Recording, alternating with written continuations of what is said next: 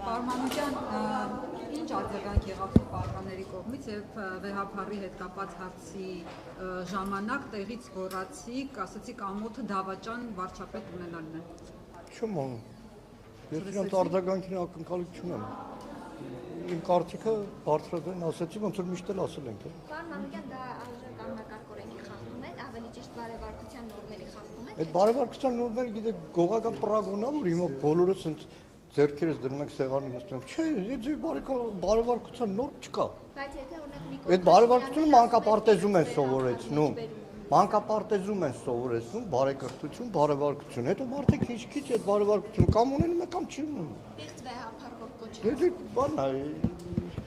Չեմ ռեզում կամ չի ունենում։ Պիղծ վեհափառ որ կոչի։ Դե բան է։ Չեմ ռեզում նորից կրկնվի այդ արտահայտությունը, պղծությունը տեսել ենք, էլի ոնց է իրանց մոտ։ Պարոն Մանուկյան, ըստ էության Նիկոլ Փաշինյանը օրը տեքստով ասաց, որ դուք պատերազմ կրելու Հայաստանի Հանրապետության կողմից, եթե Տիգրանաշենի համար պայքար մղեք, որովհետև ես ասում եմ քյարքի, որովհետև ադրբեջանական անվանումը այդպես է։ Նիկոլ Փաշինյանը այսօր հերթական անգամ ստետ այդ քրոնիկ սուտասանի դեպքում զարմանալի չի հայտարարեց, որ սահմանագծումը իրականացվում է 1974-79 թվականների գլխավոր շտաբի քարտեզի հիման վրա հարգելիներս հենց հիմա ԱԳՆ-ի կայքը բացեք, Հայաստան-Ադրբեջան նախաստորագրված համաձայնությունը բացեք, տեսեք այնտեղ կա հիշատակում, չկա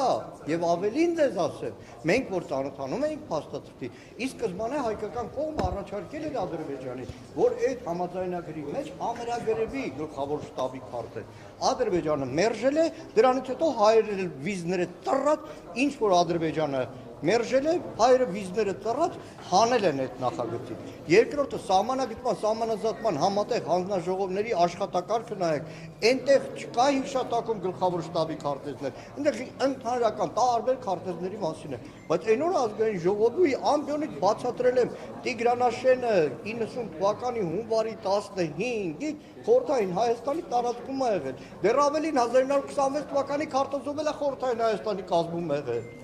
Աղեր խելագարության աստիճանի են հասցնում, մենք Վրաստանի հետ տարիներ շարունակ բանակցել ենք սահմանագծման հարցում, որպեսզի համաձայնության գանք, թե որ քարտեզի հիման վրա պետք է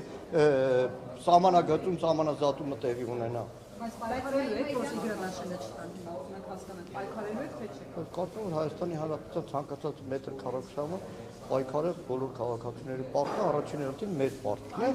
Օրինակ դիմություն ինչ ձև է պայքարելու։ Խնդրում եմ, այսինքն այս մի քանի օր բանը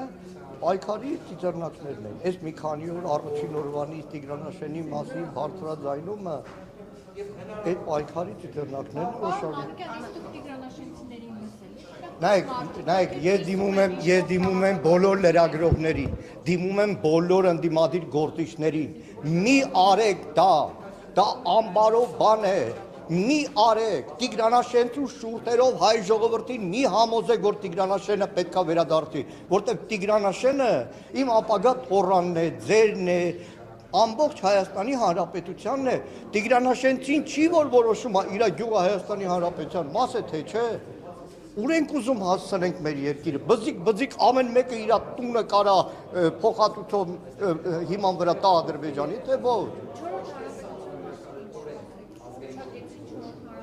Ելույթների ժամանակ շատ ավելի հանգամանալից կանդրադառնանք, իրականում այս կառավարության ծրագիրը Հայաստանի Հանրապետության պետականության փլուզման ծրագիրն է եւ ամենակոնֆլիկտածինը հենց այս ծրագիրն է, որտեղ ծրագիրը փորձ չի անում եւի լուծում գտնել ռազմաքաղաքական, տնտեսական բոլոր ասում, կտրուկ դրել է, որը վտանգները պարունակում մեր ժողովրդին, տնտեսական, քաղաքական, ռազմական, անվտանգության առումով։ Եվ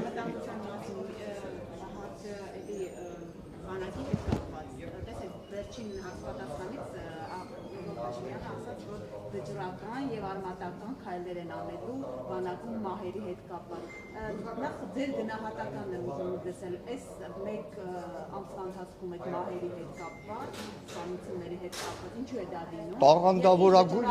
կամ արմատական քայլեր պետք է անեն։ Տաղանդավորագույն մանիպուլյատոր կարող է լինել, երբ որ մարտական հերթապահության ժամանակ խաղաղ պայմաններում զոհերի աղբյուրը համարեց խաղաղությունը։ Այսինքն այլ բառ չկա։ Իմ ելույթ հիմնականում նվիրվելու է բանակին, վճռական քայլեր շատ վաղուց պետք է արվեր։ 8 տարի այդ քայլերը որ չեն արել, հիմա այդ ամբողջը գերլարված պայթուն է առաջացնում։ Մի բան ասեմ։ Ես սնոտեապաշ չեմ, բայց տեսեք, այս դեպքերը իրար հաջորդ շարունակում մեծ ավալ ստացան բանակից գնդերեցների ինստիտուտի վերացումից հետո։ Եվ իրականում ասեմ ձեզ, բանակում բազմաթիվ սպաների ոչ քաղաքական հուսալի համարվող, ոչ իրենց յուրային համարվող հեռացումը հանգեցրեց կադրային լուրջ խնդրի։ Այսօր մեր զինված ուժերի կադրային համալրվածության ինչպես Չէ, իրականում չէ, որովհետև այն ինչ որ իրենք կոչում են գնդերեցներ, ընդհանրապես Գնդերեցներ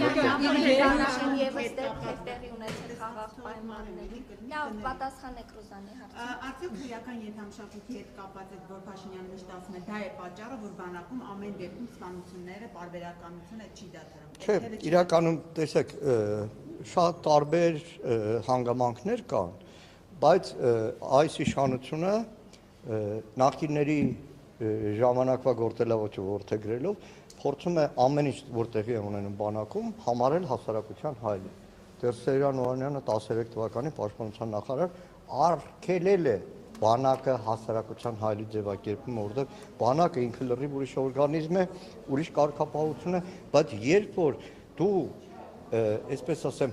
ամբողջությամբ գործում ես PR-ի համար, տեսեք վերջին դեպքը որ եղավ, դրանից 2 օր առաջ Սուրեն Պապիկյանը եղել է այդ զորամասում։ Այսինքն որպես ինչ, այսինքն այդ նախարարներ չեն եղել զորամասերում, այս 30 տարի գլխավոր շտաբի պետ ու պաշտպանության նախարար անակնկալ այդ չի կատարել։ Անօգուտ են Պապիկյանի այցերը, անօգուտ են ձեզ համար Պապիկյանը։ Ես գործում եմ այո, որովհետև խորքային բան կա, կառավարման հարց կա, զինվորների զբաղվածության հարց կա, հոգեբանության հարց կա, գաղափարականության հարց կա։ Նայեք, պրիմիտիվ օրինակ ասեմ, նոր ռազմական ոստիկանության պետ են նշանակել, որը ավելի շատ Բաղրամյան փողոցում պայթուցիկներ օգտագործվողն է, ռազմական ոստիկանության պետը ինքը հոգեբան պետք է լինի, ինքը բառնակի նիստ ու կացը, խորքը, պատմությունը իմացող պետք է լինի, իսկ որպես վերել են դեռ ավելին ասեմ, այսինքն ես բանակում այսօր ծառայող զինվորել եմ, կասեմ ինչ կարգապահություն, դուք եք կարգապահ, պաշտպանության նախարարը գալիս է առանց գլխարկի ռազմական ոստիկանության պետ, դուք տենց եք կարգապահ, ես էլ ուրիշ ձև եմ անկարգապահ։ Երբ որ զինվորը տեսնում է հեռուստացով, որ խաբում են իրեն իր ծնողին, ասում են նոր հանդերձանք է բանակում, տենում են մի ստորաբաժանում ես կեսը նոր հանդերձանք, կեսը հին հանդերձանք, ասում են լավ էլի սուտ եք խոսում։ Պարոն Մանուկյան, դուք անձնապես հետաքրքրվել եք, թե նախորդային ճամբարակի դեպքով զինվորները ինչի էին ինձ հետո դուրս բերվել։ Որքան ես տեղյակ եմ, պատիժ են կիրառել, որը խայտարակություն է, օրենքի ոտնահարում է։ ՏՊՆ-ն հերքել էր, չէ՞, Չէ։ Հակագազերի մասին ես երբեք չեմ ասել, ուղղակի տեղյակ եմ, որ պատիժ են կիրառել, այդ հատվածը ճանապարհի որ տեսնեք, այսինքն Նիկոլ Փաշինյանը բոլորի վրա մեղ գցել, չէ, այդ խեղճ ու կարակ գյուղացու զիլի վրա մեղ գցեց, այնտեղ որևէ կերպ այդ զիլը չէր կարող, այլ հարց որ առանց համարանիշի բան, խոթարքի զիլ է եղել։ Մարդը իր 3 անչափահաս երեխեքին այդպես է պայել, հիմա գյուղերում ապրող շատերը գիտեն առանց պետամարանիշի, առանց տեխասմոտրի բանի, լիքը այդ ավտոները դաշտերն են գնում, բանջարեղենում միրգ են հավաքում, բայց այդտեղ գործ ունենք խայտարակ, իրարա հաջորդ դեպքերի է։ Տեսեք, երկրորդ բանակային կորպուս, Իջևանից Զորամաս, մի քանի դեպքեր են եղել, որևէ պաշտոնակցության մասին լսել եք, չէ։ Բայց դա Հիմա ձեր դուք պահանջում տեղեկություններ եք պահանջում Սուրեն Պապիկյանի հրաժարականը։ Նայեք, ես պահանջում եմ Նիկոլ Փաշինյանի բանը հրաժարականը։ Նայեք, չի Ջանդան նոր չի ընտրվել։ Նայեք, ես ախր ինստիտուցիոնալ հիշողությունը լավ բան է։ 20 թվականի հունվարին մի քանի դեպք ա եղել։ Հիմնականում Հայաստանի Հանրապետության զինված ուժերում։ Բայց քանի որ Facebook-յան ազդեցությունով է սրանք ու PR-ով է, իրանք մենակ աթոռն է դա։ Արցախի Հանրապետության Պաշտպանության բանակի հրամանատար Կարեն Աբրամյանին, որը 1 տարի էր նշանակված էր, 1 տարին Պաշտպանության բանակի հրամանատարը շատ քիչ ժամանակ է։ Պաշտոնազրկեցին տեղակալներին, պաշտոնազրկեցին 20 թվականի հունվար եւ նոր հրամանատարություն եկավ, որը մինչեւ 44 օրը պատերազմ դեռ չէր հասցրել ամբողջ առաջնագծի դիրքերով գնալ։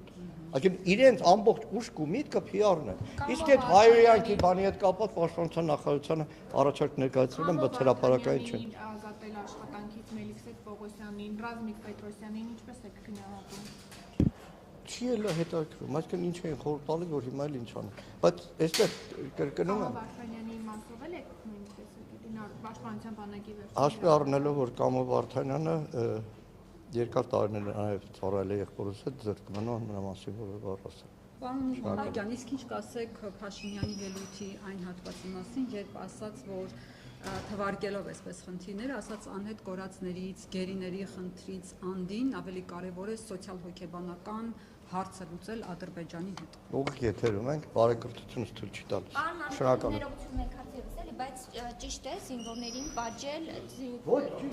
կանոնագրի խախտումներ կան, այնտեղ նույնիսկ եթե վազեցրել են ուղեկցող համակարգ կա, ցերեկային ժամերին դրոշ, գիշերային ժամերին հատուկ լուսավորության համակարգ։ Ով պետք է պատասխանատվություն կրի դրա համար։ Գլխավոր շտաբի, բայց ամենավերևը Նիկոլը, որտեղ ամբողջ բանակը դարձրել է իր խաղաղություն կոչված ցնորամտության գործի։ Որ զինվորականի տեսնում կարևոր խաղաղություն։ Շնորհակալ եմ։